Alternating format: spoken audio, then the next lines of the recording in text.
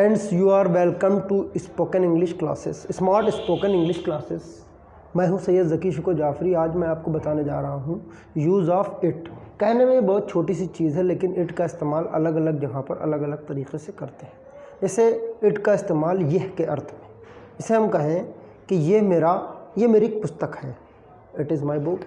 इसको हम ये भी कह सकते हैं, दिस इज़ माई बुक। और हम कहें ये मेरा भाई है, दिस इज़ माई ब्रदर।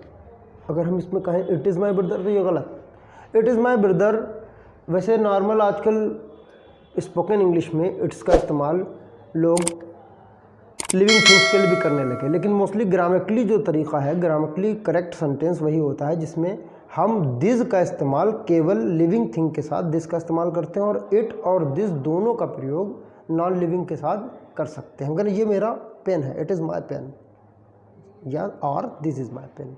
इसके अलावा इट का इस्तेमाल कहाँ कहाँ पर करते हैं, इसके बारे में हम आज चर्चा करेंगे। जैसे समय, जिसे कहते हैं वक्त, मौसम, प्राकृतिक दुर्घटना और कर्ता की अनुपस्थिति में। समय, मौसम, प्राकृतिक दुर्घटना यानी कोई कुदरती हादसा, उसमें हम इट का इस्तेमाल करें। जैसे हम कहें कि 7 बजा है, इट इज़ 7 o'clock, समय की बात है। हम कहें तो आज इतवार का दिन है, इट इज़ संडे, या और इट इज़ संडे टुडे। अगर हम इट इज़ संडे टुडे कह दें तब भी करेक्ट, और इट इज़ संडे बोल दें तब भी करेक्ट माना जाता है। जनवरी का महीना था, it was month of January. मार्च है, या आज 10 मार्च है, इट इज़ 10 मार्च टुडे।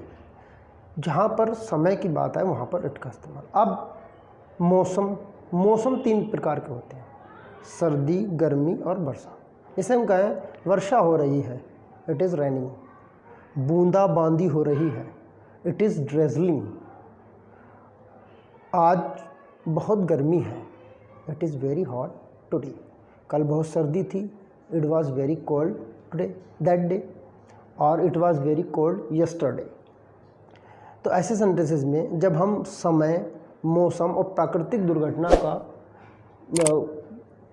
की बात करते हैं तो इट का इस्तेमाल किया जाता है। और इट का इस्तेमाल कभी कभी जब कर्ता की अनुपस्थिति, जैसे हम कहें कि ये कहा जाता है, इट इज़ सैड। हम बोलें मैं हूँ तुम्हारा दोस्त Zaki, it is I your friend Zaki. हम कहें कि मुझे 2 मिनट लगते हैं, it takes 2 minutes to me. उसे 2 मिनट लगे, he took 2 minutes to him. मुझे 2 मिनट लगेंगे, I will take 2 minutes, it will take 2 minutes to me. ऐसे सेंटेंसेस में भी इट का इस्तेमाल किया जाता है। और कभी कभी इट का इस्तेमाल ऐसे सेंटेंस, जैसे हम कहें कि मुझे 2 दिन हो गए, it has been 2 days, it has been 2 days to me. अब हम कहें कि मुझे मिले हुए 2 दिन हो गए, तो it has been 2 days to me having met, यानी मैं 2 दिन से उससे मिला ही नहीं। और अगर हम यही बात कहें कि उससे मुझे मिलते हुए 2 दिन हो गए, इसका मतलब मैं 2 दिन से उससे मिल रहा हूँ। It has been 2 days to me meeting. ऐसे सेंटेंसेस को इस तरह से बनाया जाता है। Some more examples based on it.